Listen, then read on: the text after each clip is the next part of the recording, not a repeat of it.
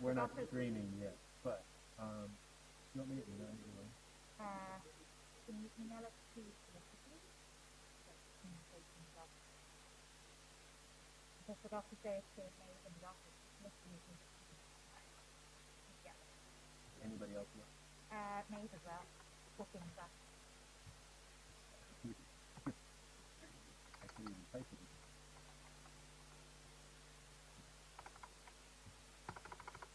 The booking as well. Booking that. Yeah. Okay.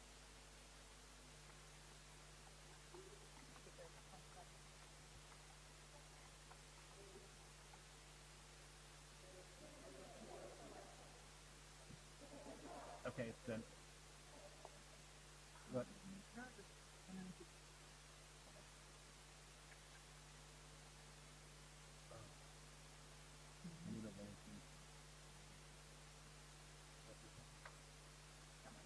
No, talk to me.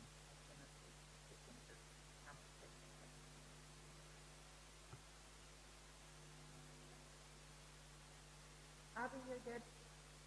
Thank you.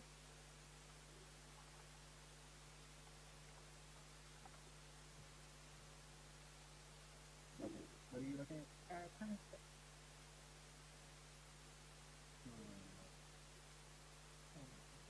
No, that's the black magic. That's fine.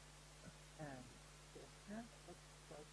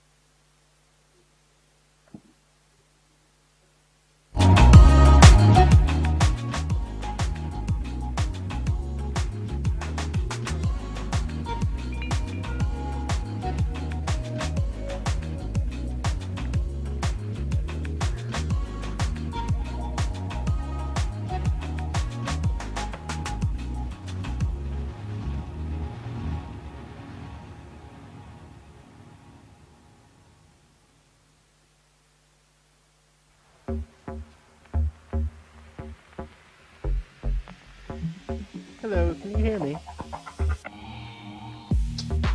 Good evening, this is Kevin. I know you won't be able to see me, but amazing. Thank you. Cool, so I am sending out, would you just rather have program or do you want the multi-view? What would you like to see?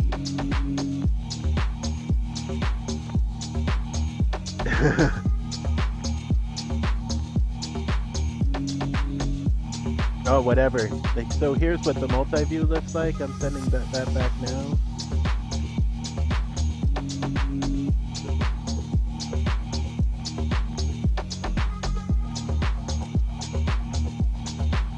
Yep. Yep.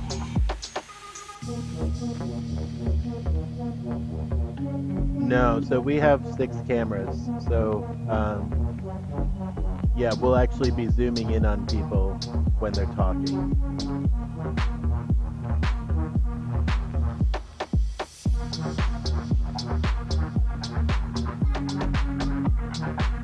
Correct. Okay. You need it a little bigger? Can I see what it looks like a little bit bigger? Just now, what won't be... Hold on 1 second. Okay. So that height can be seen. Yeah. So would you? I'm sorry, you broke up just because I moved away from your audio. Can you say it again? What won't be seen is what I can see. You want to be a little wider? A little bit wider, please.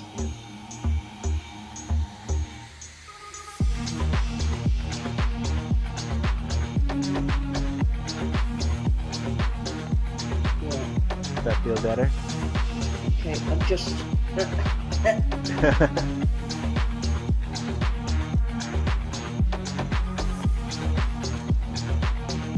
yeah.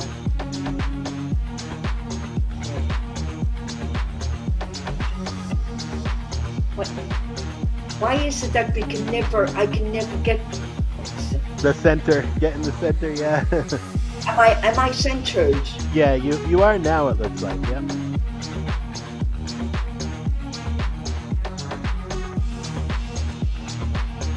Okay, yeah. I just need to make sure now that I stay here and not move. Yeah. Yeah. And you'll always see yourself, so you know. No, Of it's course, just you'll that be paying attention to I'll be what's paying. happening. Okay, so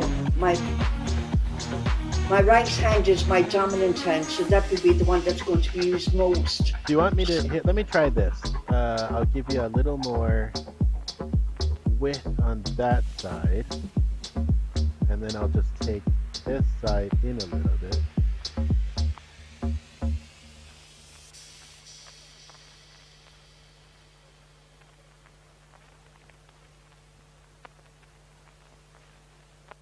Hand. Sorry, what was that? With sign language, you go Yeah. with the dominant hand. Yes, so yes. I'm right-handed, so it'll be more activity going on this side because my left Yeah. hand would be just supporting the signs that are being said. Yeah. Yes. Okay. Yes. Okay. Okay. So, great. Cool. So they're gonna open the doors in a few minutes. Sure. I'm just gonna put on the pre-show music, and you'll hear that from now until the show starts. I'll give you a heads up right before we're about to start.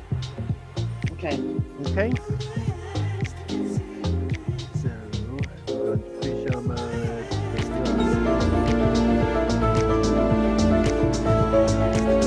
So I'm actually gonna go live at it because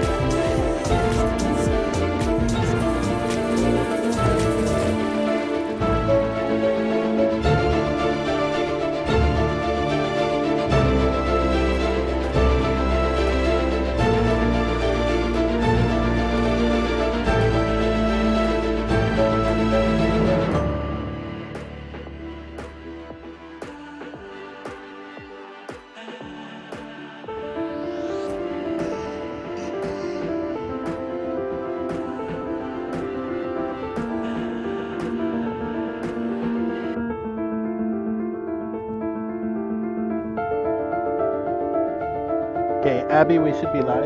She's not there.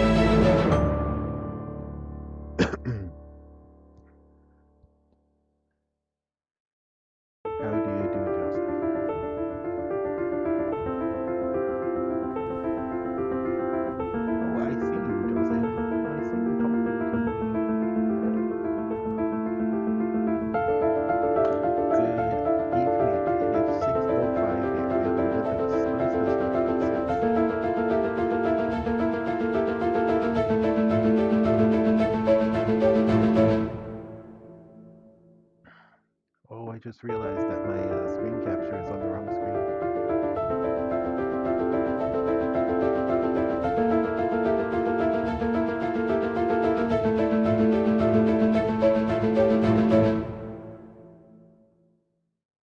Oh no.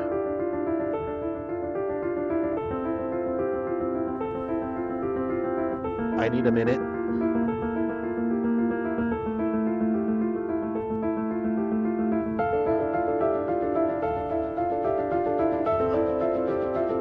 I need a minute as well, please.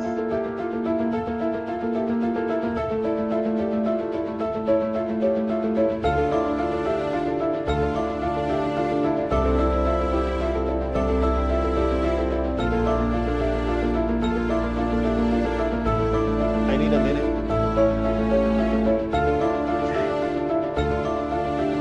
I just went into full screen mode the wrong way and now I can't access my software.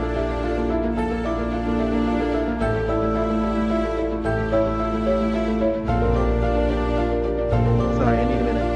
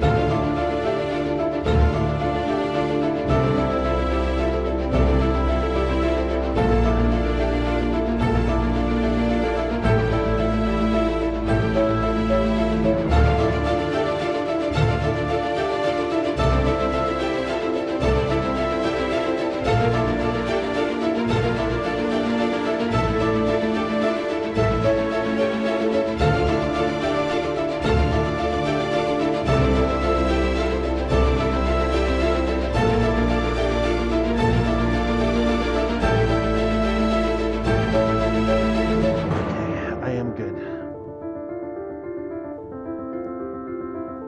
Everybody ready?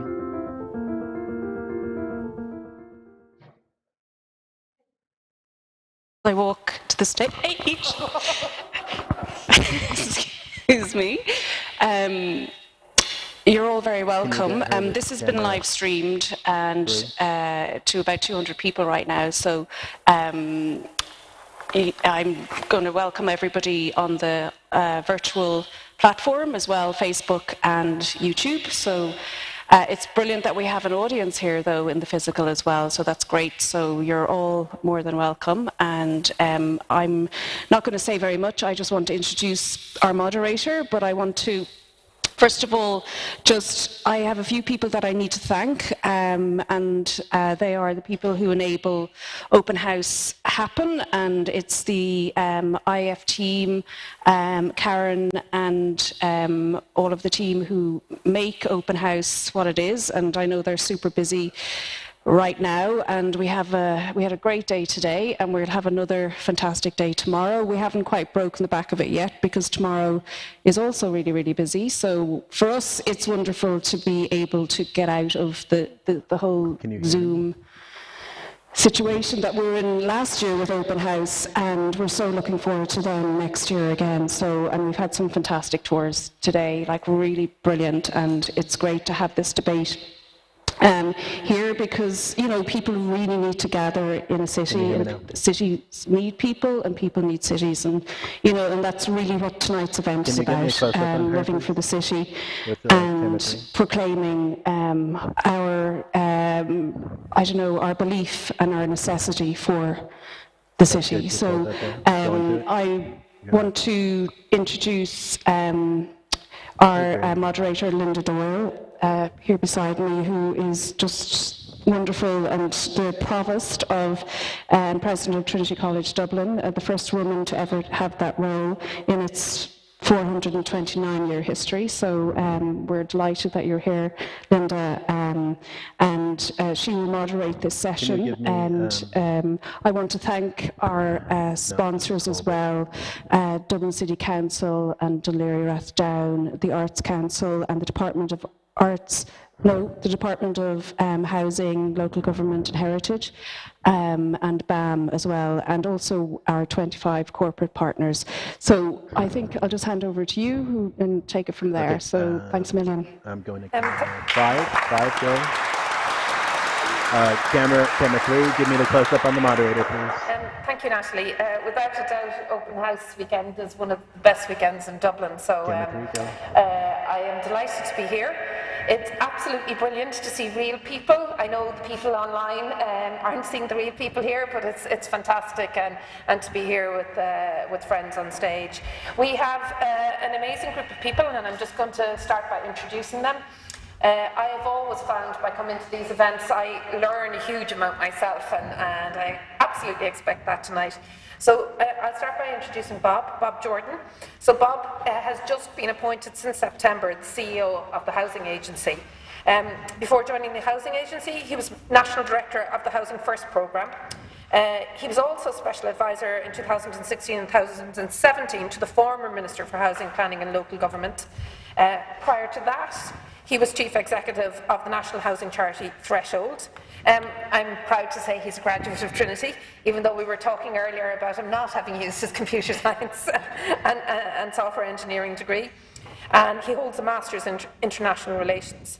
I think one of the words to best describe him is that he's passionate about what he does, passionate about housing, about homelessness, and I think that passion is something you're going to see in general on this panel this evening. Next to Bob is Andrea Horan.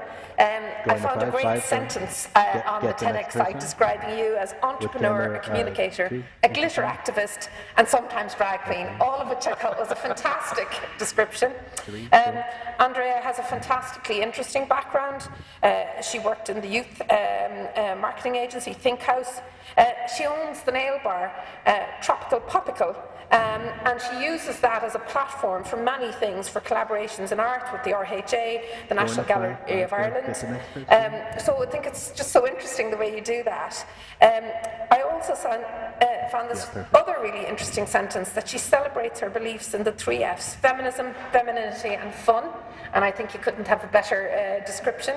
And she's always, active in really key political issues such as repeal, but at the moment she leads No More Hotels, and there's a fantastic 20-minute documentary online on that if anyone wants to look at it, and she's also running the United Ireland podcast, so a lot of fantastic knowledge to bring to us this evening, and I'm delighted you're here.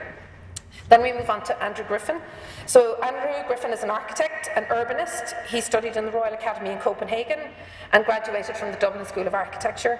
I was totally stunned by all that he has done. He's worked with really interesting architects such as Rem Koolhaus, Bjarke Ingels and Julian de Smet in Copenhagen. So luckily for us, after his 7 years in Copenhagen, in which he did amazing work and went all over the world with that, he's come back to Dublin and has co-founded Urban Agency. So Urban Agency, which I think is really, really important to what we're doing here tonight, is an architecture and urbanism office working around the world and tries to think big but care about the small details. And I have to say, I just loved that sentence in that kind of level of ambition, but that care for what you do. And I could go on and on talking about Andrew. He has so much on his CV, but I think that gives you a real flavour of what he's bringing to the platform. And then finally, our mysterious figure, if you want to call him that at the end, is from Subset. And I think the best way to describe our guest from Subset is by quoting their website. So if you look at their website, it says, "What is Subset? Who is Subset?" And it says, "The former is continuously developing, and the latter has been in a state of flux since inception. To us, neither are relevant." So I think that's the best way to introduce the representative from Subset. And you're very, very welcome. And I really, really look forward to what you have to say as well. So with that, I think we will get to the meat of the evening. And the title today is called Living for the City. And I've actually been asking quite a few people over the last few weeks, what do they think living for the city means? And in fact, actually, some people respond to that as being a very upbeat statement, and some people read it as living in subservience to the city. So I think just to get started, I'm going to ask each of the panel members to give us kind of maybe a 2-minute feel for what they think living for the city means. And we're going to start with Bob and then move through the panel and go on to a few questions for me. And then I'd be really, really keen that, I know some of the people in the audience, and I bet you're going to have loads of questions. So Bob, would you like to start? Thanks, Linda. This is my first live event in 18 months, so it's a real privilege to be here in front of an audience. What it means to me is, I'm somebody who loves Dublin. I live 5 minutes away from here on Lower Ormond Quay, and I've lived there for almost 30 years. Prior to that, I lived on Dame Street. So what I think the city means to me, I mean, I'm a fan of the life-size city, the 15-minute city, the idea that a city is where you can get together and make things happen. So for me, like my entire career is the map of the Dublin city centre. I've worked in the Custom House, I've worked in Leinster House, I've worked in Dublin City Council, I've worked in Threshold offices in Stony Batter, I've worked in Dublin Simon community in Cope Street in Temple Bar, and I've worked in the Union of Students in Ireland in Bedford Row, all within walking distance. And now I'm on Upper Mount Street, a slightly longer walk of maybe 20 minutes. I don't drive, I don't want to drive. But it gives me great autonomy and agency to be able to have an entire housing career that's based in Dublin city centre. Obviously what I want is for other people to be able to enjoy that as well. When I moved into Dublin city centre in the early 90s, there are pictures by a guy called David Jazay of Dublin before the Tiger, and basically Lower Ormond Quay looks like a bomb site. And when I moved into the city first, you couldn't buy a loaf of bread after 6 p.m. in the evening. You'd have to go to that petrol station on Usher's Quay to buy a packet of fags. So the city was dead. So the first thing to say is Dublin's come a long way. And partly a couple of thousand people like me moved into the city in the mid-90s. But obviously there's a lot more to do. I think one of the things that has really offended people, I would say, during COVID, especially when we had our 2-kilometre perimeter and 5-kilometre perimeter, and you're really looking at the area around you, is the number of vacant buildings. And actually, I think for me, the most poignant thing for me is really younger people saying, I could live there, the building is empty. So one of the things, like, for me as CEO of the housing agency that's really important is to bring vacant buildings into productive use. We have bought several, about 500 vacant properties over the last number of years. Now these are perfectly fit vacant properties, but a lot of those properties have gone actually to people who are homeless. But equally, there are derelict buildings around it that require a lot more attention. So one of the things that we'll be doing over the current period of the new housing strategy is advising local authorities on compulsory purchase orders, which are actually, in a way, forcing properties back into use. And I suppose the other thing is I'm very much in favour of compact urban growth. So this idea that, most new buildings, or at least a very high proportion of new buildings, up to 50%, should be in the footprint of the existing city, on brownfield sites, infield sites, and so on, because urban sprawl pushes people further away, but also urban sprawl kills cities. So, I'm very hopeful about the future, but there's a long way to go on a lot of these issues. Thanks, Linda. Okay, that's a good start. Give us a sense of where you're coming from. Andrea, what does living for the city mean to you? I think living for the city resonates with me because I actually do, but I think more poignantly would be living because of the city. I think the city has been so intrinsic in making me the person I am and my development. And I'm from Tala, and I travelled into the city centre from the time I was 15 to work.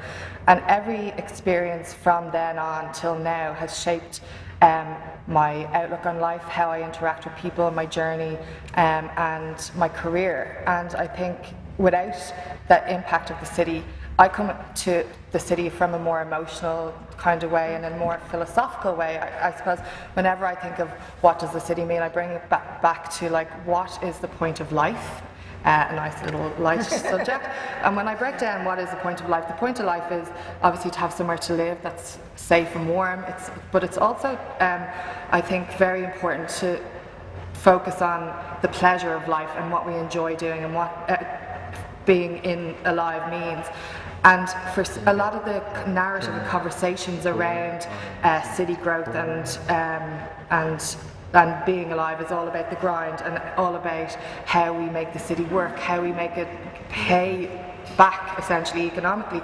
But there's almost like this element of shame about admitting that we are happy to focus on a city that provides for our souls, that it provides entertainment, it provides amenities, it provides the ability to not have to shop to be part of the city, that there is an element of people living in the city and that are going about their day-to-day life that is not just working and buying. And I think what COVID opened up for me specifically was when I live in Dublin 8, so I'm very close. I was able to go into town. There was no life in the south side of the city, and the difference between the north side, where you have people living within the city and over retail, etc., is very different to the south side, where there isn't that kind of vibe in the city. So it's how do we get the balance right between living, buying, being, that isn't just driven by economic reasons, that is actually that we can shake the shackles of shame around pleasure and the joy of being in the city. Thank you, that's it. And Andrew, how about you? What does living for the city mean to you? So, I mean, I think this should just be a debate about the city, you know. So when I was studying architecture here, there was, you know, we never really talked about it, you know, which is kind of surprising. We're meant to be the people talking about it. We were just designing little buildings wherever they were, but not really thinking about, you know, how that sat into a sort of wider picture. And then I sort of ended up in Rotterdam, and it was amazing being there because the Dutch, you know, they're so used to moulding their country, be it dikes or, you know, huge water projects or, you know, reclaiming land, that they just think about it in a different way, you know, and you know, then I ended up in Copenhagen, where there was just a really active debate among, you know, everyone on a Saturday morning reading their Sunday paper about like what their city should be, and having an elected mayor and you know, helped kind of shape that like debate, because it was sort of, you know, every 4 years somebody was saying what, you know, what they think the city should be and what you'd have to vote for it. So I just think that there needs to be a little bit more open debate here, not among maybe the people whose job it is to deal with the city, you know, they're all doing it anyway, but just among the average person about what they want their city to be, and you know, that'll eventually filter through to, you know, to the city and shaping it. So yeah. So it's kind of a principle of debate that you're just thinking about it more, principle debate, and like having it as an open conversation. I think that's, you know, that's really important. And how about you? What does living for the city mean to you? Well, I think the city is its people and a sense of civic duty to ensure that no man, woman or child suffer needlessly, and to ensure that the basics and the bare minimum are taken care of for everyone that inhabits this city, this island, this nation. And I would say at the moment that isn't the case. And in our opinion at least, that should be the priority, number one. And then when that is taken care of, then I think you look to see how the city develops from multiple other perspectives, but a unified front which considers the well-being and the welfare of our population, city and nationwide, is probably the utmost importance to us. And maybe just to pick up on a few points, Bob, you know, you were talking there about kind of compact living, and I was just wondering, could you just tell us kind of some more about that? Because I often think as well, why can't people occupy spaces in the city more? Why can't we use vacant property? And yet, I think there's probably everyone in this room and everyone that I've met for the last decades have been asking that question. And to me, anyway, I'm glad to hear that we have that you are in control of some of those vacant properties. But for me, definitely, it doesn't look like anything is changing. That it's still a huge barrier to see that. Yeah, well, I think the answer, Linda, is a lot more needs to be done. We're not just talking about Dublin here. I mean, like for instance, places like Tralee would have 20 to 25% of commercial and residential properties empty. You can imagine what it feels like. Yeah. And there's lots of towns and cities like, or towns and villages like that around Ireland. So one of the things that, you know, I suppose is being worked on is what's called the town centre first strategy, which is really about getting public services, getting people back living in cities again. Because, you know, it does create a sort of a, you know, particularly even during COVID, you know, that there is a sort of an alienating landscape that develops because, you know, if you see ground floor commercial properties abandoned for long periods of time, if you see residential properties boarded up, and you know, everybody in the city has the right to ask the question, like, why isn't that property being put in? And what are the key barriers? Like, what is still stopping us doing that? It seems to me, you know, that it's just such an open goal. Like, what's stopping us? Part of it is just some people haven't put them back into productive use. I mean, I suppose, like, it's a communications piece as well. It's going, like, there are very good examples, like, for instance, in Cork, I was down recently, there's a bank that's been empty for a long time there, and the Peter McVerry Trust have opened it up as their regional office, but they also converted it into 5 one-bed apartments, of which at least 2 homeless people will occupy. But it is about, you know, putting in the hard yards in terms of finding out who the owner of that building is, talking to them about why it isn't in use, and then offering them some options. So it really is about pounding the pavements, and we need, you know, vacant homes officers everywhere around the country. There are some in local authorities, but they need to be full-time. Yeah. You know. Okay. Can I jump in on that? I think ideologically things have to change as well, because even if we look at the budget and where the vacant property tax went from 7% and then was repackaged but down to 3%, we have a big problem with land speculation. We're looking at sites that are like the site, the cultural centre on the Quays, that was the land speculation brought up to 40 million. So there's no reason for people to sell their land or to underelict it per se, because they're making money from it just sitting there and the speculation. So until it comes from a top down, the bottom up perspective won't be able to kick in. Oh yeah, I mean, I think there's plenty of examples of, as you just said, absolutely doing nothing and you're still accruing wealth because of it. Speaking of that, I loved the sentence you wrote about not having to, which you said earlier, not having to shop to be part of the city, and I think that's just so important, that the city isn't just this machine for you to, you know, for increased consumerism. Could you tell us a little bit about maybe No More Hotels and how the kind of the culture piece is coming in there, so you don't have to just shop or stay in a hotel to be in the city? On the not having to shop, I think specifically South William Street, where our shop is, the centre of the universe, when that all kicked off in COVID, people were coming into it, but there was what happened with the partying and all that jazz was problematic, and there was the call out for bins, and there was the pushback of, like, if we provide bins, people will use them, and then seats have been taken away off the street, benches so there's nowhere to sit. There was councillors calling for toilets to be put in. And then the comment that came back after all of that was, actually, don't worry, it was the Taoiseach said, don't worry, businesses are going to be opening back up soon, so there'll be toilets and facilities around. So the role of who's providing the amenities for our city has been transferred into businesses. So if you want to avail of the city a lot of the time, if you're not spending money, then that's problematic. Then for No More Hotels, we set that up as a club night because we wanted to party, but also because we were looking at how the eradication of places to dance was happening, and it was being replaced by hotels, student accommodation, co-living, and there was there is the conversation that we need these things to happen to keep the city moving, and there's, like, I think there was 20 hotels built in the last 2 years, and there's another 20 in the next 2 years. So that's all well and good. Tourism or Fáilte Ireland are saying we need all these beds. Brilliant, we probably do. We have to catch up with other cities, but there's no one replacing the spaces that have been taken for cultural means. And if we look at who is responsible for providing the cultural aspects of a city, we're being, like, completely ignored. So then we set up No More Hotels, and it was for a clubbing community. It was where I'm interested in what I like to do. But what's happening now is, we've seen in the last couple of weeks with the cobblestone and Merchants Arch, that the interest in that is moving, because it's moving into more mainstream, maybe cultural interests of things that are so ingrained in our psyche and in our heritage, and now they're being, like, looked at to be eradicated, so it's affecting a lot more people. So where you're going from something that was a lot more niche with clubbing, and we were shouting about it, and so many other people have been shouting about it for ages, but it was like, well, it doesn't really affect us. Like, most people who have positions of power don't really go clubbing, not to generalise, I'm 41, I still like it. But Now that it's coming into a more mainstream thing that's affecting more cultural things that are relevant to more people, I think you can only see the protests that have happened the last week. There's sessions outside the Dáil, and so many groups have popped up over the last week, like Reclaim the City, Dublin is Dying.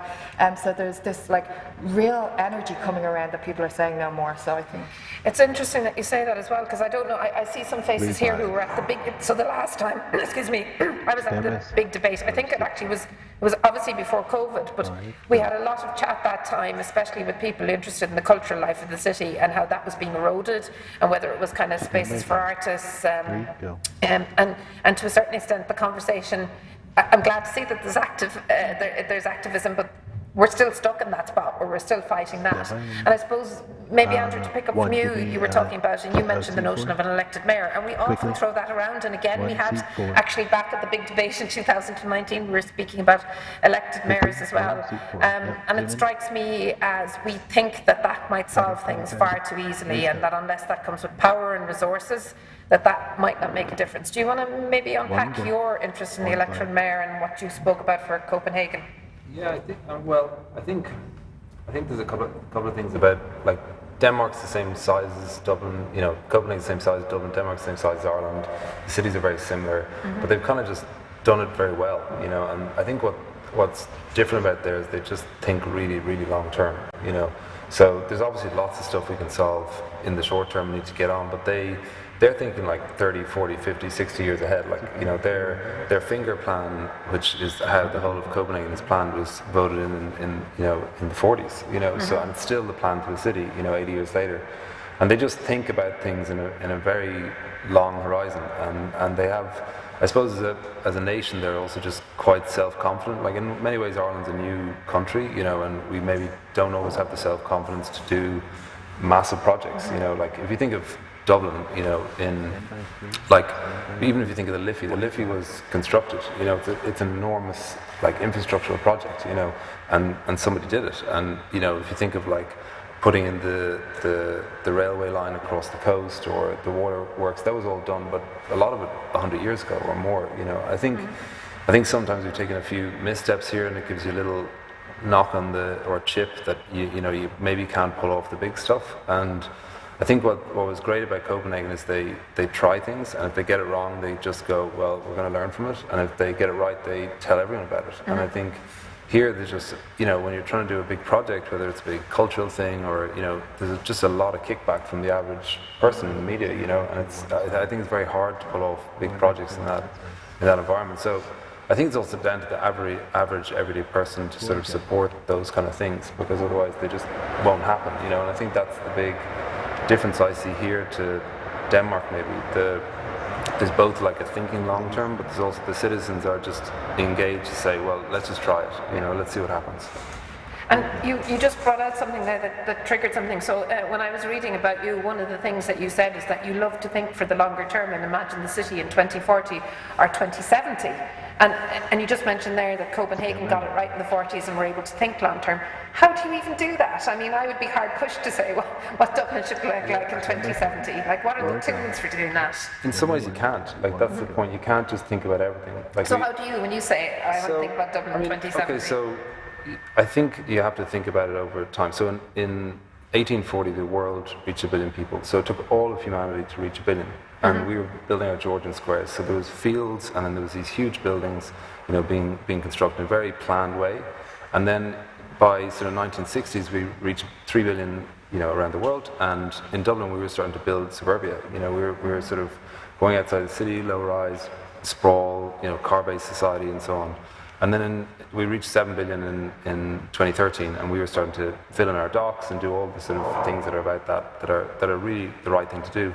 The question is now, like, what's Ireland going to look like in 20 years, 30 years, 40 years? And what it looks like is that we're going to grow at a rate we've never grown like before, and then it's going to plateau. So, in a way, the decisions we make now, you know, are the ones that we're going to be stuck with. You know, so whether we build big culture centres, or we build a metro, or we build an orbital network, or we build more swimming pools, or whatever it is, that, you know, as we grow, that'll be left for generations. So I think we need to kind of think it through. I don't think anyone has the answer. If you asked a lot of people here, will Dublin be a tech capital in 1981? What was tech, what was Google? How could you have planned the Docklands then? So I don't think we can forward plan everything, but I think we have to try and think what are fixes and what are flexible. That's interesting, because I often feel actually there's a lot of fixes about the city that we now cannot get out of, that are kind of determining how we're stuck now. So I think it's an interesting way of thinking. Maybe moving back to Subset, you spoke about some very fundamental kind of needs of people, and how does what Subset do in your art kind of relate to that, and how do you think those things are connected? Just, is this even on? Maybe is it on? Maybe just shout if you can. I think what Andrew said is totally correct. Like we definitely need to be thinking about the future of our city now, but for the majority of people it's very difficult to think 10, 20 years into the future when they can barely think past today or next week, because is that okay? Yeah. It doesn't sound like it's on, but it is. Okay. Yeah. Sorry. So I think Andrew is totally correct, and to have that ability to consider how we're shaping our future and to engage as many people as possible in that's incredibly important. But to refer back to what I was saying earlier, I think the majority... Whoa, only one up here with a mic. Sorry. I think the majority of people are so squeezed that it's very difficult to let their imagination take shape. And if there's no imagination, there's not exactly a lot of, just at a very basic level, fun, and that can kind of squeeze the life out of a city and constantly make what happens in it matters of contention, and that's when people sort of turn on one another and have that kind of begrudging mentality that the Irish are famous for. But in relation to what we do, to be honest, feel sort of out of place on stage with the other three people that are here. But I suppose in our own little microcosm, what we try and do is take subject matter that we feel is socially important and communicate that through art and culture in a hope to predominantly entice and engage the youth in the subject matter that the artwork is often inspired by, in the hope that we can ensure people kind of maintain that inner child, that sense of imagination, that sense of excitement, and hopefully then think further into the future. Yeah. But our outlook at the moment is quite bleak, so I'm sorry if I sound negative on stage, but what we see every day on the streets when we're actually out and engaging with different communities between addiction, homelessness, housing, for the majority of people, they just seem so squeezed, and that kind of leads to a very bleak opinion of your city that you're inhabiting and where that's going to go, and most importantly, your part in that city. I think a lot of people feel like they're, just a 9-to-5 to make ends meet and, repeat again and again. And I think, that completely diminishes that sense of civic duty, because if you have to just consider yourself, your children, your family, your dependents, and you can't think out past that, or you can't, widen that sense of purpose, things become very insular. And when that happens, there's actually a lack of community, because people have to just focus on them, can barely focus on their neighbour, never mind then other members of their city. So I think it's very important you do represent that bleakness, because I think that is out there for a lot of people, and I also think what you say about the imagination is just so important. If you can't have that, you can't then think beyond and think for that longer term. I'd like to open it up for people to have questions. Because it's live streaming, we do need people to speak into the microphone if they're asking questions, and I think we have some. Oh yes, I see somebody. I see somebody with the microphone. So I think Lisa, have you your hand up? Or there's a question over here. Can you get her with camera 1? Good job. I'm sorry, camera 3. Thanks, and thanks to all the speakers. It's not a very complicated question. It's just what seems to be happening at the moment is people feel a deep sense of alienation from who's making the decisions about the city. And so in Copenhagen in the 1940s, maybe it was quite clear that the planners and the local authority were making plans. But I think what has people really confused at the moment and maybe alienated is the fact that it seems to be happening, you know, it's kind of global capital is really kind of making these decisions. So, you know, people might feel at an individual level that they're lacking a sense of agency, but they're also not sure where that agency is lying. So with, say, on board Planola decisions, sometimes, you know, overturning even their own inspectorate or advisors, as has happened, or as seems to have happened with Merchants Arch. And I wonder if the panel can talk a little bit about that, about what they feel their sense of agency is, and then kind of the more broader sense of agency at a local, national, or even international level in terms of how Dublin is actually being shaped. Because I think the alienation and confusion is partly, you know, I teach at third level. Most of the students I teach can't afford to pay rent in all the student housing that's happening. So it's just, there seems to be an absolute kind of dysfunction with what's actually being built and what's actually needed, even at that level.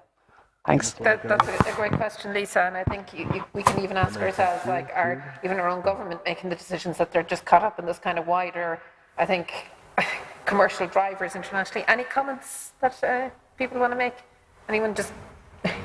I think there's personally, I think there's a disconnect between how our democratic system is set up, and I think we need to look at it, at actually having a democratically elected local authority, that because there's this illusion that the councillors are doing so much, whereas councillors are a lot of the time very powerless, whereas the executive are making the decisions. And then when you have the decisions being made by unanswerable people who you don't feel like you're feeding into, and that is driven by like a glib approach to financial drivers rather than actually providing the amenities and the fabric of the city that we need to make it a society rather than an economy.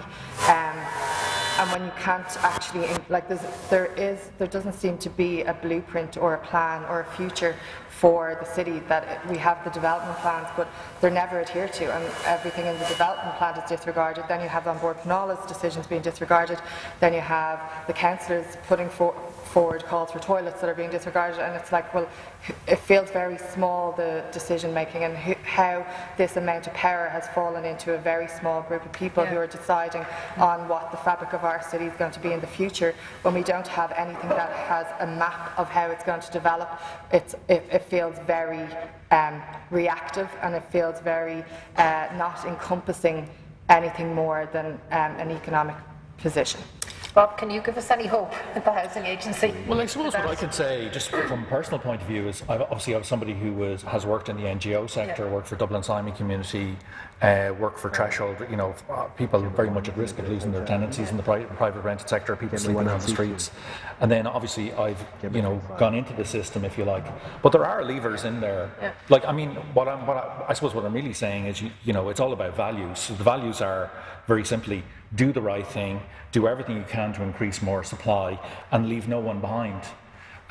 You know, and there are people, obviously in public service, who, like me, who are doing, you know, working on that.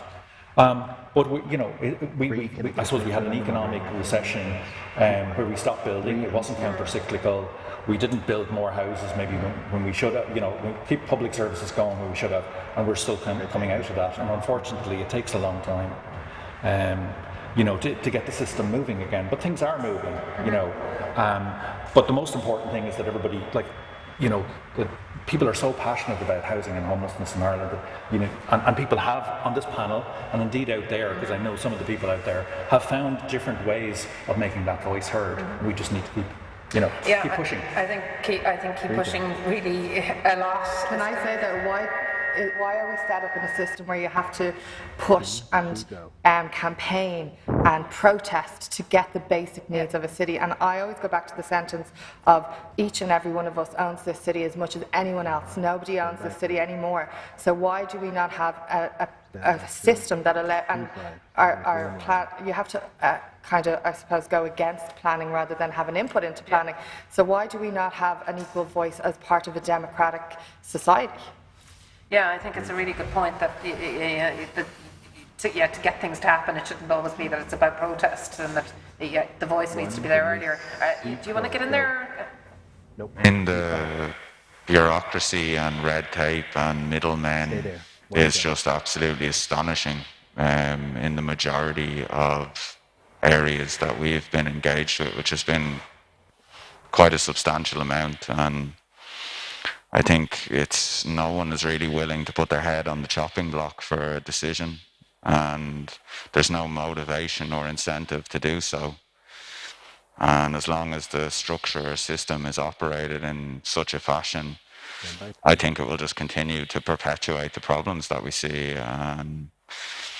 But again, that comes back to, at the end of the day, it's on us as the public to make demands of those who are in positions of authority. But it's very difficult for those of us in the general public to do that when it's difficult to make ends meet. So you're sort of caught between focusing on your own problems versus the problems of your city and your nation. Oh, actually, we can do that now. Rico. There's kind of a growing divide as well, where people are so busy focusing, you said, on just surviving versus people who maybe have a vested interest in it developing in a particular way, with a big gap in the middle increasingly. It's also very important, I think, to try and form your own opinion on what is happening on a day-to-day basis, and ignore the rah-rah of the Green Jersey Brigade and everybody in this together. And we're such a passionate country for this, that, and the other. I mean, don't get me wrong, the passion for homelessness and for housing is great, and it's incredible. And we've been engaged with so many individuals and groups who are incredibly passionate about it. Yeah. Oh, actually, let me just turn it down. We're still in a completely disgraceful position. So, all that energy and all that time and money going into different areas in an attempt to resolve or progress them, ultimately kind of seems to come to naught, or very little progress is made, whilst then other areas that maybe are of benefit to the global financial puppet masters that ultimately make a lot of the decisions for our government. Stand by one go. At the end of the day, it seems that ultimately the decision rests with them, and until a time where we come together as a community, a widespread community through the city and through the rest of the country, I don't really see that changing. Okay, we have a question here. Hi, Annie. Hi, and thanks everybody, and really great discussion, and I'm particularly interested to hear the gentleman from Subset. I think he's making some very important points. But I suppose my question is, does the panel think that people in Dublin understand how Dublin works, who's responsible for what? So, for example, is Dublin City Council doing a good enough job of explaining what it does, who does what, the limits of its power, as well as the extent of its power, and therefore where all the other agencies fit in? I think I kind of know the answer to my question, but I'd be interested to know what the panel thinks, and then if they have any suggestions as to how Dublin City Council could communicate what it does better, so that people who live and work in the city know who to ask when they want something done. Any comments on that, Andrew? Maybe you. Oh, sorry. One. Yeah. Oh, sorry. Yeah. Work away. One go.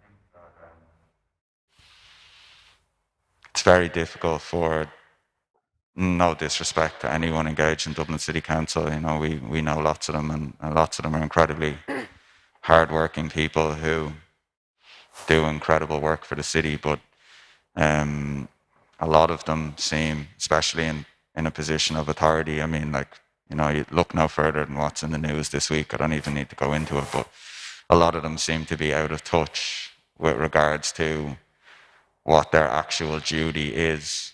And again, going back to that sense of civic duty, you know, if you work for Dublin City Council, it should be nearly like you're a guardian of the city, you know, that the public can look to for assistance. And I think that goes back into the elected aspect of it. But I think it's very difficult for these different agencies and government bodies to communicate effectively when it seems as though they don't know what they're doing themselves in a lot of instances.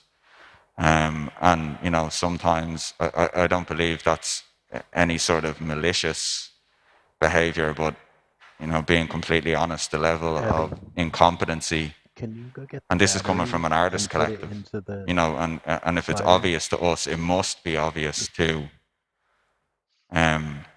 people who maybe are considered to be in a more professional occupation or more educated in the areas of city planning, architecture, engineering, environmental, and so on. But, you know, I think like a complete overhaul and rethink of how time is invested and who it is that's investing that time is necessary. Because at the end of the day, I think anyone who decides to take up a position or take up the mantle in Dublin City Council should be answerable to the public of Dublin City. Andrew, is there anything we can learn from Copenhagen or other cities you've worked in that could help us with this? There's no easy answer to this. Like, that's the thing. Like, no city's cracked it. Like, Copenhagen has a housing crisis, Amsterdam has a housing crisis. You know, they all have similar issues. So it's not like there's a silver bullet that we can just fire out of a gun. I think, you know, everyone is trying hard, but it's just, you know, nobody's cracking it. You know, like, anyone I've worked in Ireland or in Copenhagen or any city are really passionate about what they do and really try hard. And it's just not easy, you know, and it's not, especially, you know, we're in a democracy, so everyone gets a little bit of everything, you know, like the budget, everyone got €1 here and €1 there, not one big whammy somewhere to solve something. So I think, you know, that's why I try and think long term, because I think there is a lot of very hard things to fix in the short term, but a lot of it comes because maybe some of some of the policies we have are hard to get out of, you know. I think, you know, if you that's why I sort of try and ask, like, what do you want your life to look like? You know, so, for instance, my colleagues in Copenhagen, in the Danish office, they don't pay for childcare, it's free. So that's a huge cost. That's like, for most parents, 2 kids, that's €2,000 a month. You know, that's massive in terms of your life, you know, your little things. So I'd ask, like, how do we get rid of childcare costs? Like, we're not going to solve it in the next budget or maybe the next government, but in like 10 years, 20 years, how do we just get rid of it? Because it's like a mortgage for people. So to your point, is like, it's all these things adding up financially just make life harder. So I think we should have a debate about what we want our lives to look like, what, you know, and then it's like, okay, how do we get there? That's a much harder thing. But, you know, the great thing at the moment is, like, money's pretty cheap. You know, you can go to Europe and you know, it's pretty cheap to borrow money. So we should be investing in like really big projects now before money gets really expensive again. So I think that's something we should be doing a bit more as a country, and knowing, and I think it is actually happening. Like, if you look, there's a lot of funds. I think there's 3 billion being spent around the country now, and about 50% of that is on public space that's been given out already in the like URDF and ORDF funds.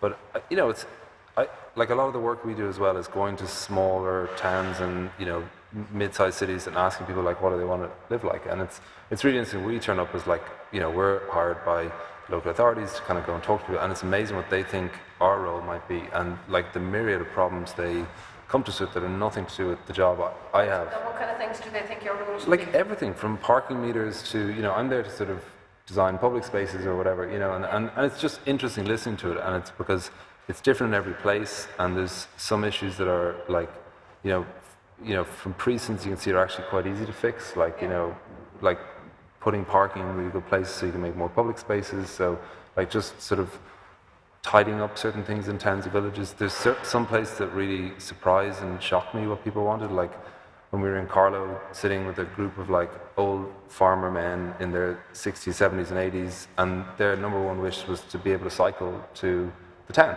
you know, and that, I just didn't expect that, you know, and I was like, wow, that's amazing. Because if they want it, then they can just push to have that happen, and suddenly, like, you've got a city like Carlow where they're saying, okay, we want this to be like the one thing we're known for. It's like, you know, cycling infrastructure, sustainable travel, all that kind of stuff. So I think we have to ask ourselves, like, what do we want our city to look like for maybe for our kids, because it's not an easy job to get there, you know.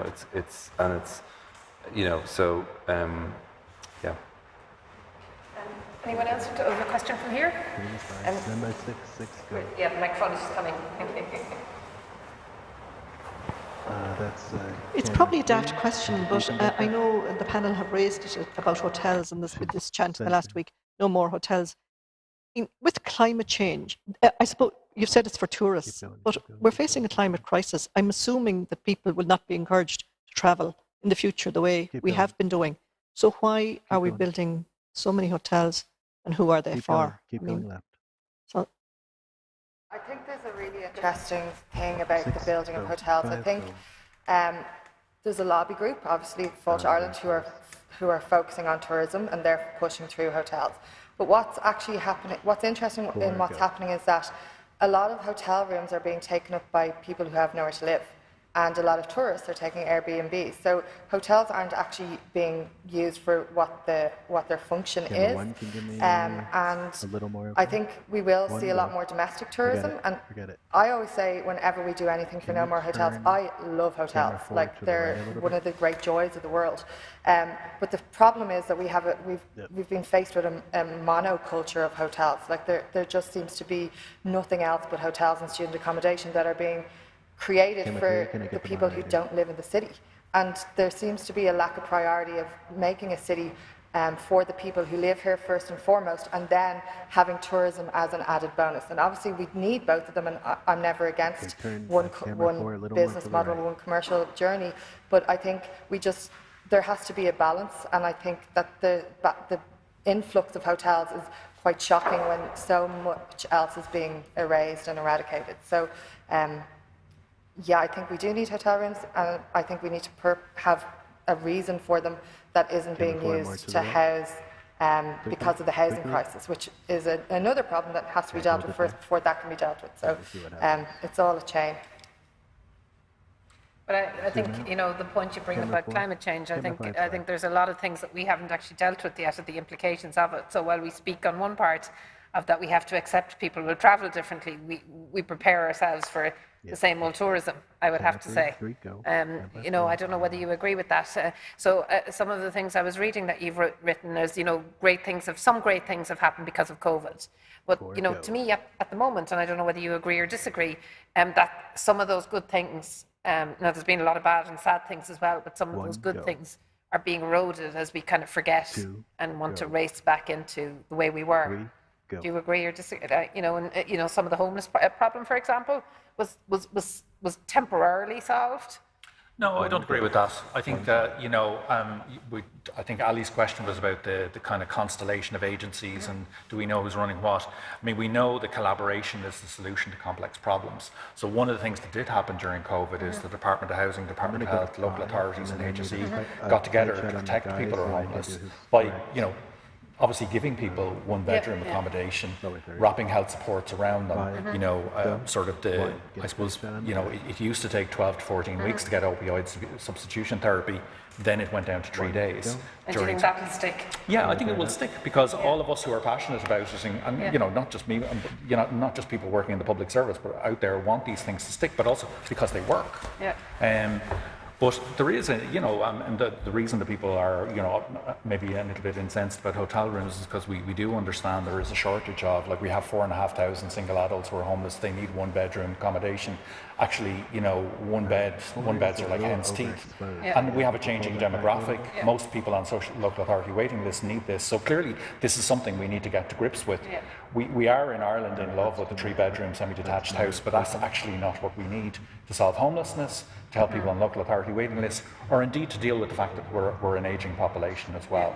But I do think new collaborations have happened during COVID that aren't just going to go away. Good to hear. Have we another question? We have a question, Haran. 7, go. It's behind you. Can you grab that? All right. Yeah, we're facing a couple of crises, I suppose. But let's pick on the three. So the housing crisis, the current COVID crisis, and the climate change. So all those three have different timescales. So if you were to react fast in the COVID, in particular in terms of Dublin or cities or infrastructure, essentially in the cities, you would see effects in a matter of weeks. In terms of housing, sure, it takes years, but you would see effects in terms of years.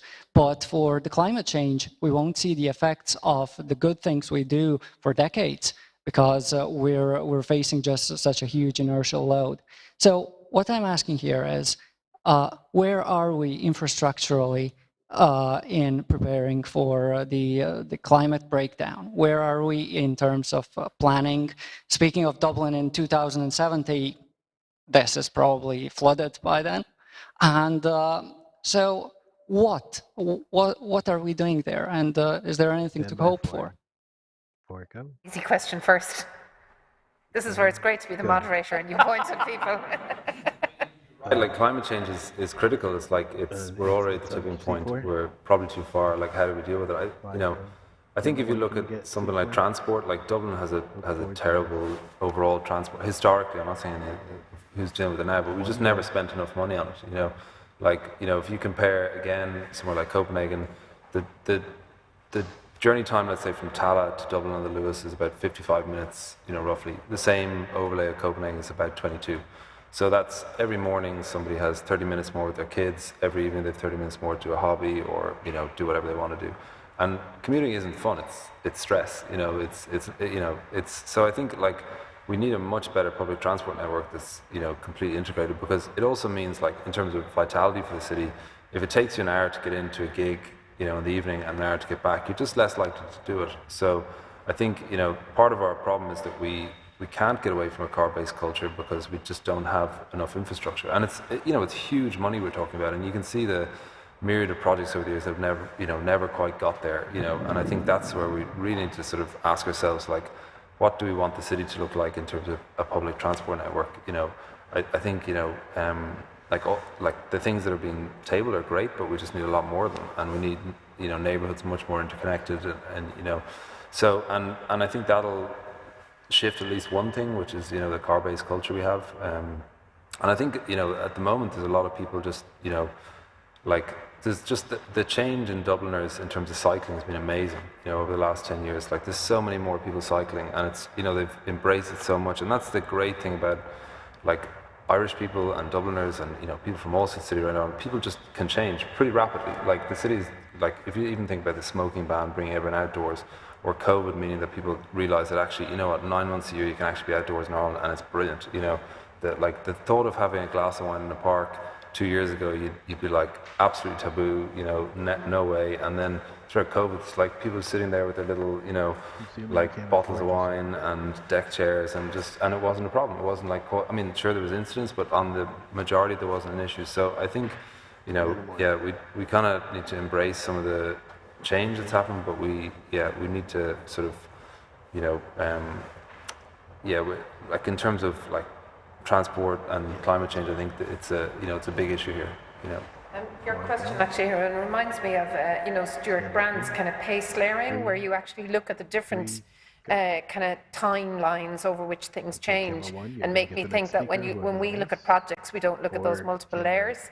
And I'm reminded, I remember he had this foundation, the Long Now. I don't know whether people know this. They were designing a clock that would last for 10,000 years.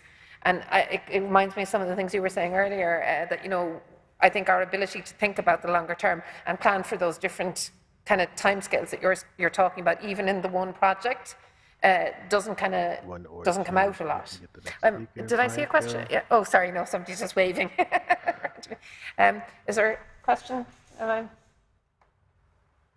did anyone want to comment? Any other side? I was just going to say we all fell in love with our green spaces in the city during COVID. like the green space outside the Chester Beatty Museum was my back garden, really.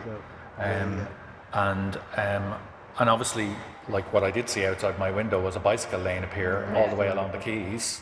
So things are changing, but I think, it is down, I think, individual people choosing to cycle and then being accommodated by the city to cycle is obviously part of this. Public transport, there's no doubt more needs to be done, and there's more greening of the city done, but we also need more spaces between our urban fabrics as well. And obviously we need to make sure that our neighbourhoods are mixed neighbourhoods that allow people to I think. Sorry. I think we need a bigger shift change, and we need a different way of thinking, because at the moment we're being led by very neoliberal leaders, and until we have a society that is focusing, this is very, I suppose, philosophical rather than actual logistics, but until we have a leadership that is focused on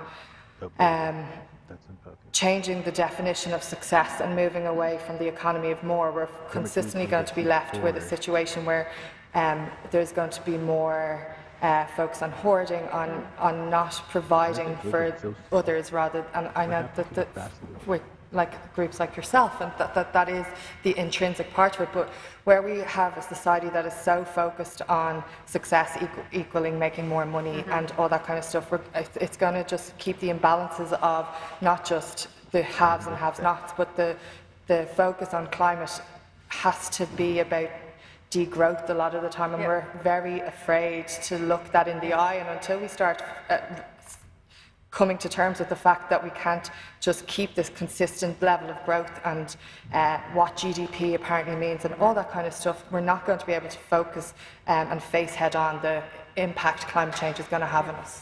I have to agree. I don't know other people here. I really love the book Donut Economics, where there's kind of the ecological signal ceiling and the social floor, and it points to that we live our lives according to these graphs that have these particular GDP growth, and it's been ingrained in us so much that we need to shift it. So I think that captures that. You're trying to get in? I think climate change is a massive industry, both abroad and here.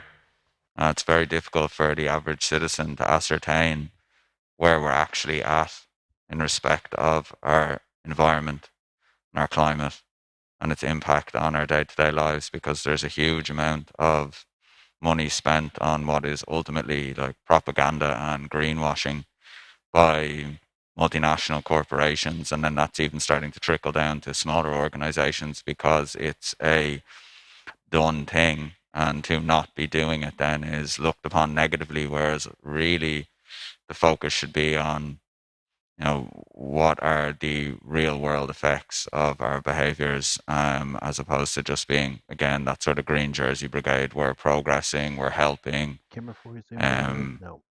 We've cut plastic bags, or we've done this or that, or whatever it is, and then everybody thinks, great, we're making progress. But I think individual education on our actual position, where we're at as a country, in respect of those areas is important, because then again, it's very difficult to hold organizations, individuals within organizations to account if we don't have a good grasp of the actual impacts of their actions.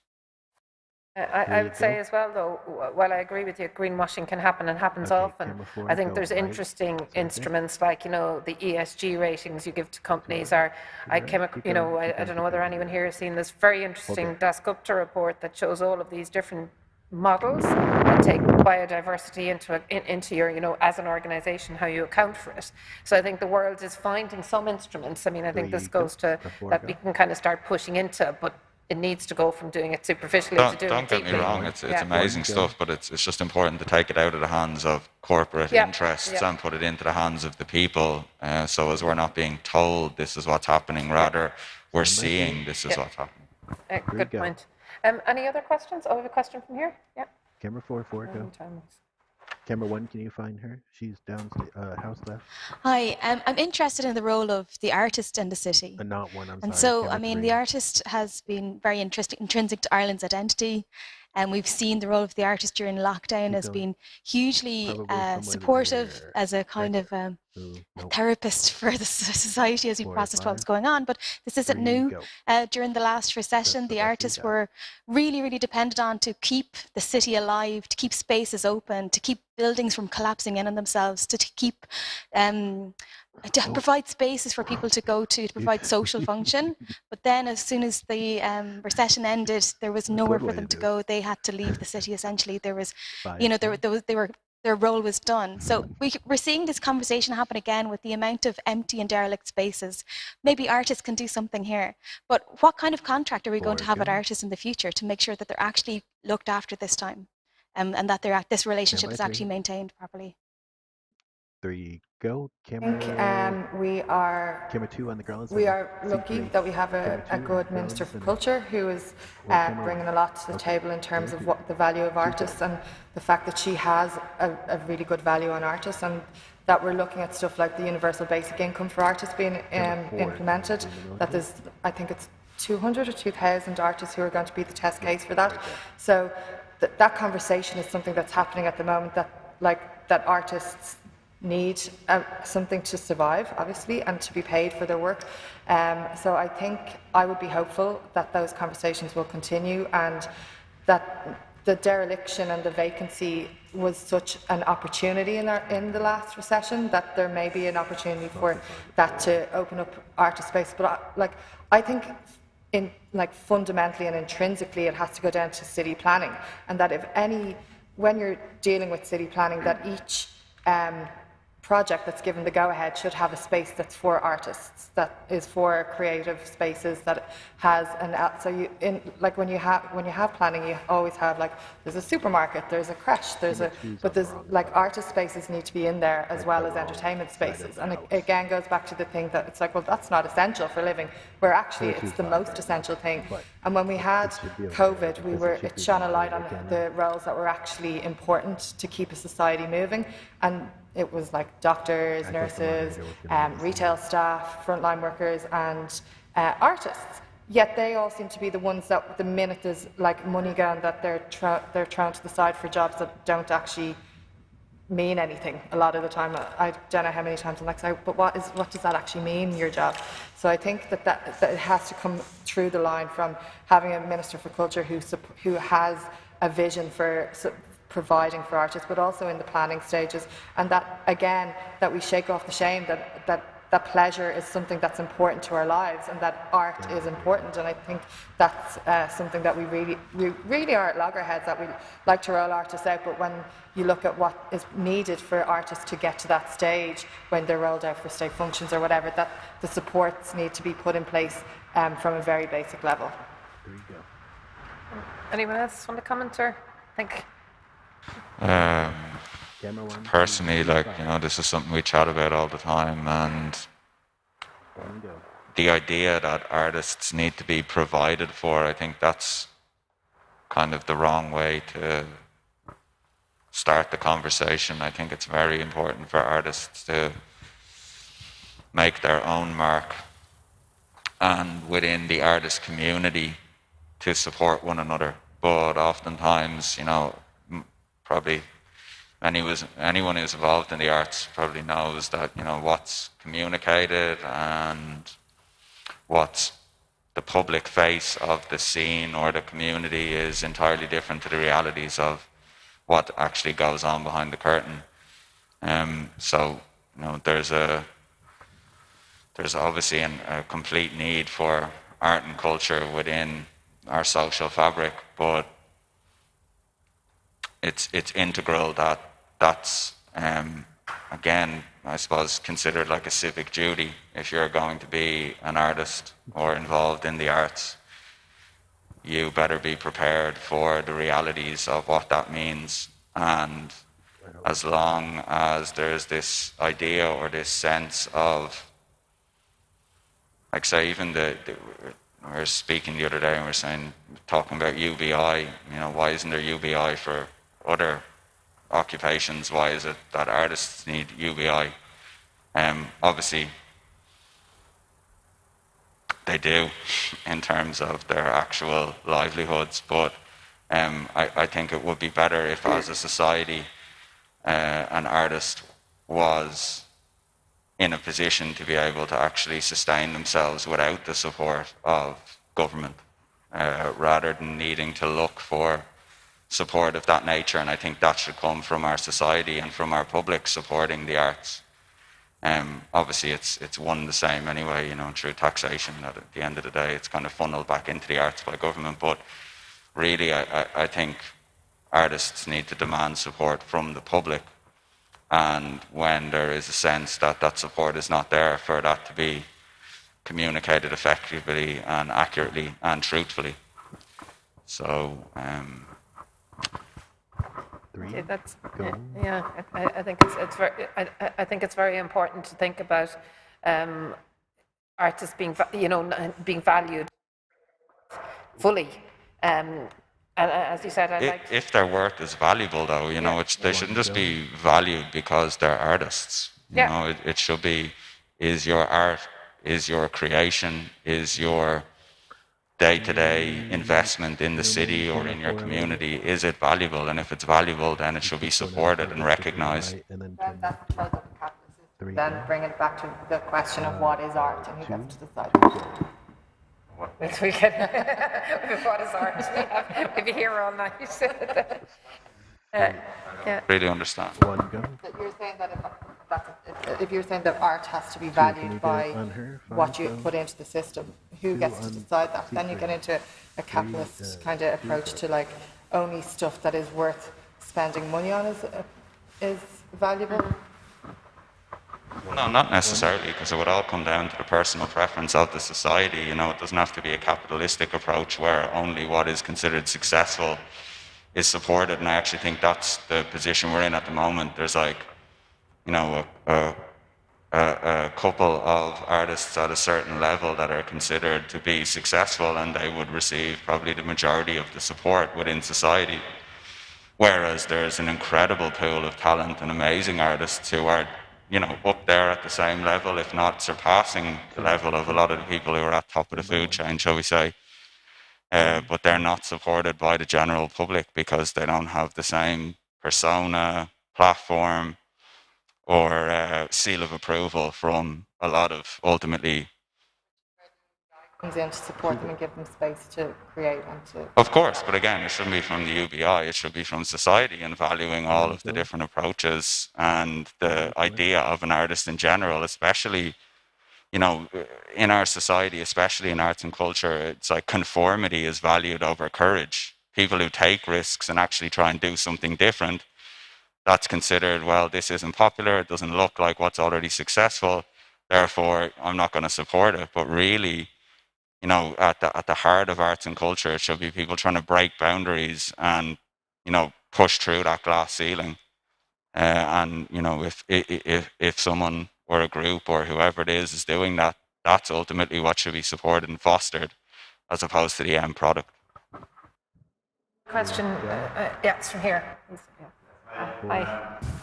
I suppose I think I've come to this event quite a few times. I've enjoyed it a lot, and thank you to IF, obviously an open house, because every year it's a sort of a barometer of people who are interested in the city to think about it and talk about it. And I suppose it's appropriate we're in a kind of dark room and we're slightly separated from each other, and I sense that the mood is quite dark.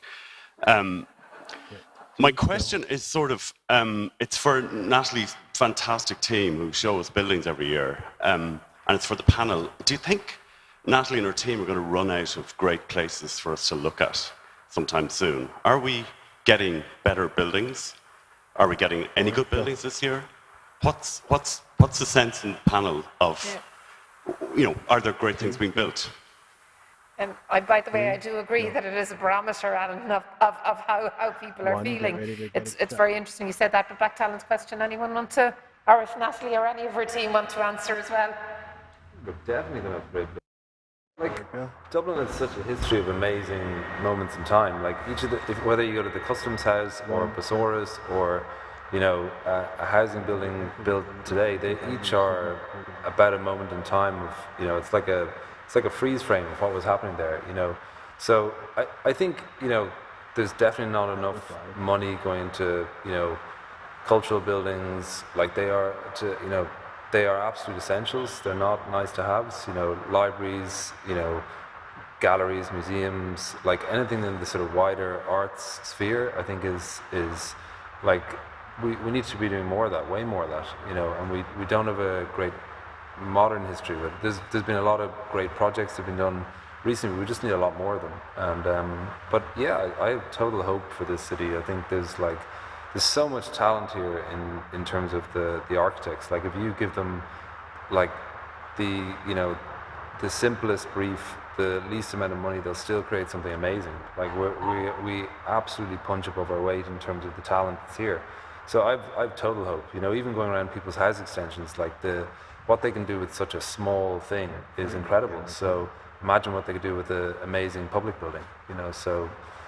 But are we getting the opportunity for public buildings? You just have to look at Grafton Architects, who just getting the RIBA award, and the fact that like buildings like that aren't even in the conversation, and the projects that they are involved in are not getting greenlit or pushed forward, and that everything seems to be reactive or private market, which seems to be about getting the most return on the builds rather than creating something stunning. And as a non-architect, I suppose, walking through the city, when you look at all the beautiful Georgian buildings, the big central banks, the big Trinity colleges, it doesn't feel like there's an output of that level or that vision, and that everything seems to be glass offices and I suppose a very corporate scape. And I wonder if there is going to be something that is more socially led, like the space for conversations that the Grafton Architects just did.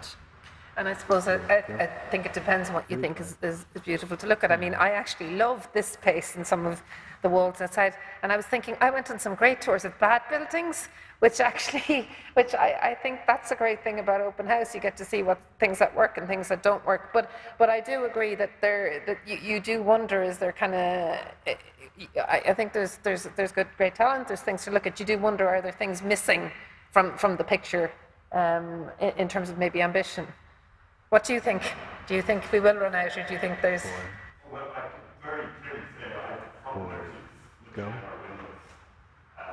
We are getting a whole slew of really poor buildings. They're not going anywhere. They've been there for 50 or 70 years. I am 70 outraged at what's going on. Yeah. But I think that people in general, they take a walk out the street and they look at what's on the side of what's been built. If they're looking at all, I think there's such a point where we've got the energy to it, we've got the time, and we've got the resource to it. But I think for people who don't know the new market, which is so shocking stuff, it's clearly settling down our places, and there's certain things happening in the city that are hard. I think Christmas is there a sort of scale and the level of this our city that we need to take 20 years to digest. If he's going to talk before, we need to get him a microphone.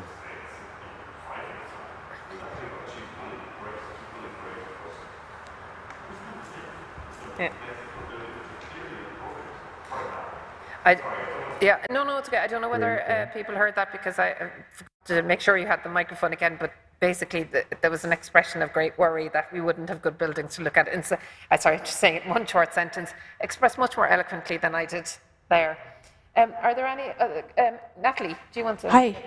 Yeah, just to respond to Alan's question. Yeah, I will say that putting together the programme for open house is often quite difficult, and it goes back to the comment from Andrew about the quality of buildings that are out there in the city. It's quite frustrating sometimes, because our role is to communicate quality architecture to the general public, to make them fall in love with their city again, to do all of these things, which is really important, to encourage them and empower them to be part of their city. And I'm often looking at the programme going, oh my God, this is going to be hard to sell to them. You know what I mean? And apart from the great work that's done by the teams and local authorities, etc., and stuff like that, it's sometimes really, really difficult to find a new story and a new angle. We always if you look through our programme, we always tend to go back to history, and we start to talk about the past and how the past can help the future. Linda, you were here 2 years ago at the debate, and the same discussion is happening tonight, right? It is so frustrating. And at the same time, I see an incredible amount of talented architects out there who don't get to build any part of this city and are unbelievably talented, and they would add so much to the city in terms of the diversity. So you don't just see Georgian architecture and glass and steel and all of that. You see a whole variety of great design that fits with the context. Like, and that's to your point, Andrea, you're dead right. And I just come from a tour of the ESB building on Fitzwilliam Square, which was designed by Grafton and OMP. And that's just a fantastic piece of architecture that just fits so wonderfully into that site. It's just the most amazing thing I've seen, and I'm there going, oh my God, I can't wait for this to be an open house next year. I cannot wait to tell the public about this. I just can't wait, and I haven't had that feeling for a few years. You know, and this is, and actually I saw when they were announced, and they got the Sterling Prize, which is fantastic and wonderful, and I think Emmett Scanlon tweeted, it's really interesting, all of our state institutions are congratulating Grafton architects who actually can't, under our procurement laws, get a job in Dublin. So it's not true, but like... No, the City Library, sorry, but like,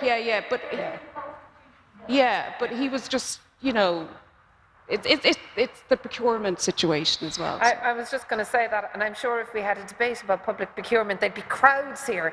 But I think there's something fundamentally wrong with the public procurement in the country, and you can't compete as a small business and procure jobs as individuals, as kind of offering something alternative. And it's certainly something that we see on our side as an institution. And, you know, going back to your questions about do people understand how things work, there's something that's hugely technical that fundamentally, in my opinion, needs to be changed, but you'd bore someone to death explaining to them how it worked. So I think it's a complicated challenge for us. Yeah. So when I was working in Copenhagen, you know, there was a lot of people in the office, same age as me, who left and set up their own offices, and they're all, you know, they're all super talented, really brilliant architects.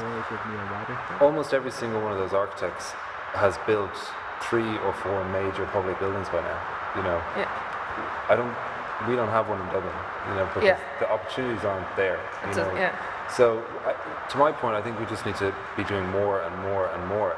We have to be careful because, like, building buildings is like terrible for the environment. You know, so we have to be really careful what we build. But I think we definitely need to be building more public buildings here, and we need to carefully think about what they are. But I don't think we've supported that enough as a nation. You know, so yeah.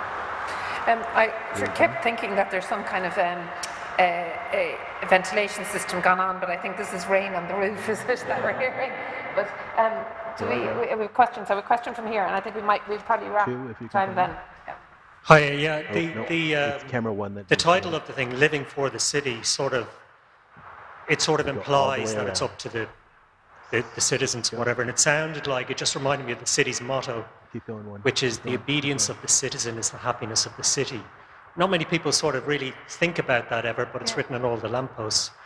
And one thing that was sort of really striking coming out of COVID and after the lockdowns and during it was the sense people had of suddenly it doesn't have to be this way.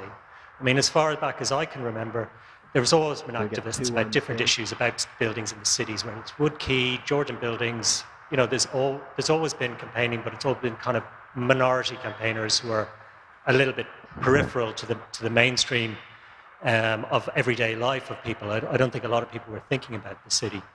And the city always struck me as a city that's alienated from itself. You know, it was an invader city, and there were a lot of beautiful historical buildings, but those are the buildings of the invader. You know, they were really, in a way, there was this history of not having spaces for the people in the city. I'm just wondering, is there a space in the city that you think really exemplifies what the city should be, whether it's a building or a public space? I mean, what's the space in the city that you think says this is what the city could be like? I think this is a good final question for people. Do you? Camera 1, can we get I think 2-5. the contents of this conversation can be 1, go. all summarized into one project that we were lucky enough to be involved in recently, and it's called MEND, and it's located at 348 Harold's Cross Road. It's a former Kenilworth Motors, and it's been transformed from a building that was left vacant and idle for 4 years. It's being developed into 54 apartments, and in the interim, this group of artists have taken the space over and transformed it. It's absolutely incredible. But what's happening there in terms of grassroots community engagement with the development of local community, the creation of amenities, the platform for artists, and then all of that combined creates conversation around how the city should be shaped. So, in our opinion, that's probably like the most pressing, relevant and live example of these different sort of facets and cross-sections of society engaging together and creating something that, at least in our opinion, is one of the most impressive things to come out of the city in the last number of years. It's a good comment on that. Anyone else want to give an answer to that? Or? 2. I'm always going to say South William Street. South William Street. Does anyone have anything? I was going to agree with it. I know Andrea would get there first and was always told it. But it is an amazing street because it's so vibrant. You know, we were talking about it before this, and it's just over time it's such an incredible. It's a brilliant question. Like, what space in your city represents the city? But you know, even in like the last 3 years, it's happened with South William Street being pedestrianised pretty much. You know, yeah, but it's amazing. You know, seeing how it can change, and I love the buzz of the place and the vibrancy, and I think it's a fantastic space in the city. I think that the thing about why it's vibrant is that it's respectful of all the inhabitants, and it's not a monoculture of inhabitants. You don't know who's up above in all the little studios and nooks and crannies of the street. Whilst you have a commercial space, but you also have a very street focused on pleasure, and also if we could just get more people living there as well. And do you want to throw any space in, Bob?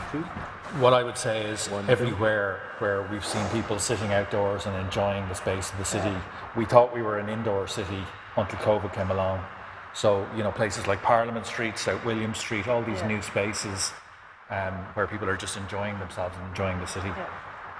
Okay, well, I think there isn't. I don't think that. I think we'll wrap it there. And first of all, I just want to thank very much the panel for their time and very interesting answers. And a really special thanks to Natalie and her team. I hadn't realised when this title came up that it actually was a song by Stevie Wonder. And I looked at the song earlier. Yeah, I'm hopeless at anything to do with music, but I looked at the song earlier, and I think I was wondering whether I would call out this verse of it, because actually, Alan, I think it captures how dark everyone's mood is in. And one of the things you kind of feel is that maybe you shouldn't end a panel discussion on a very dark note, but it says, "I hope you hear inside my voice of sorrow, and that it motivates you to make a better tomorrow. This place is cruel. Nowhere could be much colder. If we don't change, the world will soon be over. Living just enough, stop giving just enough for the city." And I think even though those are kind of very sorrowful words, and it's not, I suppose, within my nature to, I'm a perpetual optimist, I have to say. I do feel, and I think it goes back actually to what Natalie was saying earlier, the themes that we're discussing here tonight are exactly the themes we discussed in a lot of the big debate before, whether people understand how you can negotiate it, who has agency, what artists are whether they're taken seriously or given the respect they're due. I think we've discussed those a lot, and I think it's beholden on us all to go out and act and make that change. So thank you very, very much to everybody, and thank you to the audience, and thank you to the people who've been listening and the live streaming. And I hope you can hear with the rain. And yes, let's go out there and do more, I suppose, is all we can say at the end of this. So thank you. Stand by 4, 4, go. Stand by 6, 6, go. Thank you, guys.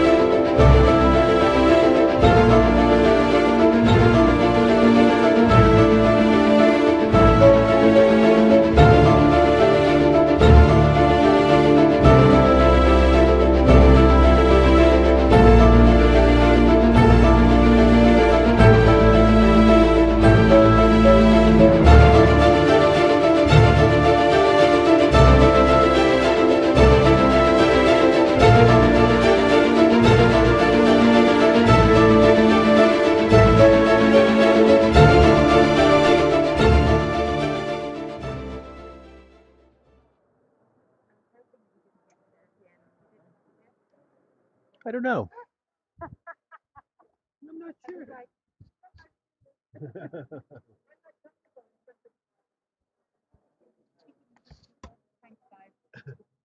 Oh, did he talk after they closed? Yeah, like when everybody started leaving. Oh. No, I went to credit already. Yeah, no, that was great. Hopefully a few people tuned in. Well, actually, you had a great audience, yeah. Did you see the numbers? Yeah, I mean, right now you're concurrent, but like you got 134 playback. That's good. And this went up to 32-ish live, and then Facebook was actually better than YouTube at the beginning. Because people tend to be on Facebook constantly, or older friends, like and they'll just kind of go, oh, there's something happening. Like my aunt is 80 and she'll jump on things on Facebook. No, I think you probably had probably 50 concurrent people at your maximum. Yeah, and people were jumping in there. I mean, the good thing about YouTube is that we can keep linking people back there and they can watch it. Yeah.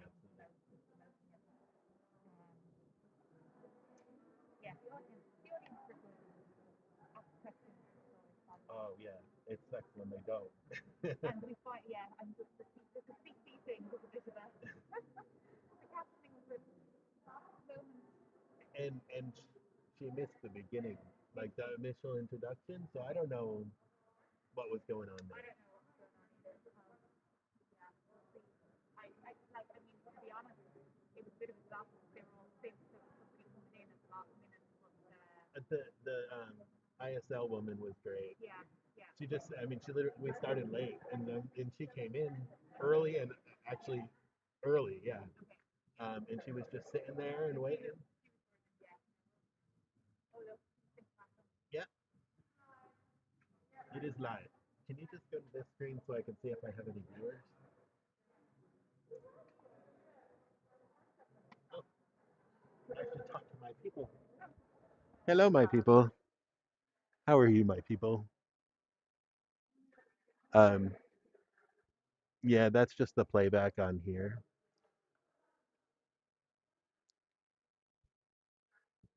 Is anybody still there? It says 3 concurrent, 2 concurrent. I don't know if you're still there.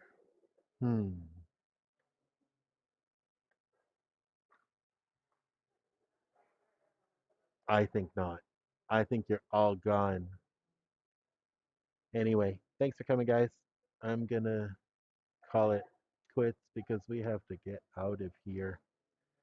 Thanks. See ya. Bye.